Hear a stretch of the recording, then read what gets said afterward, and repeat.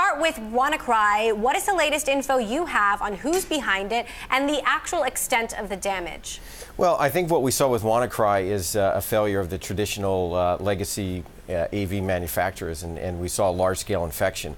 Who's behind it? I think there's a lot of researchers, including ourselves, trying to sort that out. I think it's still too early to tell. But when you look at the impact, I think it clearly highlights the need for technology that goes beyond what was done 30 years ago in pure signature-based endpoint technology designed to identify this. And that was one of the challenges that we've seen here, and that's why so many computers were actually infected. There's been a lot of finger pointing, Microsoft to the NSA, the government to companies like Microsoft. What do you make of the idea that, Microsoft claims that the NSA should have been doing more to warn the private sector about zero-day vulnerabilities? Well, you have to kind of separate these out. The governments who operate in the cyber battlefield are going to do what they do. They're going to look for vulnerabilities. They're going to look to exploit those, and that's just going to happen. I think what's most important is that companies and individuals need to make sure that they have the latest patches, and certainly that they have the latest protection in place, things like artificial intelligence-driven endpoint technology that can actually identify these sort of attacks without actually having signatures created in advance. Now, CrowdStrike, as I mentioned, is, you guys are the ones that discovered Russian interference in the DNC.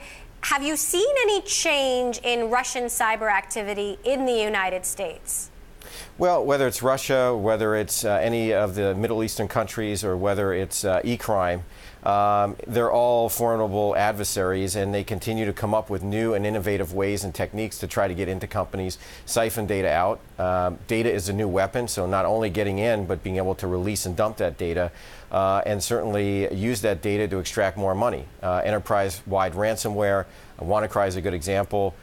So they just keep getting better and better as the good guys begin to tighten the noose and be able to identify them. So it's an ever-changing environment, and that's why people need to remain vigilant. Okay, but what about Russia in particular? Do you see any connection between the cyber activity and the revelations that have been happening in Washington out of the White House? Well, I think there's always a lot of activity, whether it's in the U.S. or whether it's outside. Obviously, Russia has incredible capabilities. And like most governments, they're going to look to leverage those capabilities across data exfiltration, intelligence gathering, in some cases perhaps leaking that data out on the internet for political purposes. So where else might we see Russia being active this year? Any activity in Europe around the elections, for example? Well, I think as was reported in the past, there was some reports about Russian activity in some of the elections. And again, I think if you have a capable adversary, I think people need to be thinking about their own security, thinking about their own risk management policies, and making sure that they have the appropriate security controls and protection in place to identify not just malware, but the breach activity, which is most important. And again, I think that's where a lot of companies have fallen down, just trying to focus on the malware, not looking at the entire breach cycle. Now, you said you're open to small acquisitions that might complement what you already do. What kinds of acquisitions might we expect? Like threat detection technology, threat intelligence technology?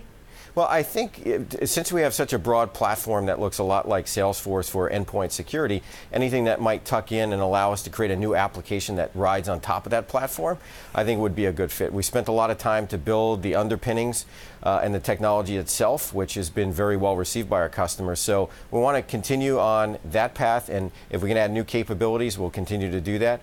We continue to look at acqui-hires. We spend a lot of time building our own artificial intelligence capabilities, and we look to add to those across the platform to provide even more robust prevention and detection capabilities for our customers. And where are you expecting CrowdStrike to expand geographically?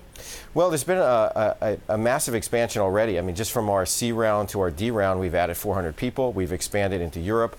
We've gone from 4 offices to 15 offices. We've expanded into Asia Pacific, Australian office. We opened an office in South America. So we continue to fill that out, and we've just seen such a spike in demand that we want to make sure that we can service those customers that are locally. And security is a local sale. You have to be there, and you have to show up, and you have to make sure that you're looking at the local threats, being able to make sure that you have the right protection for those customers.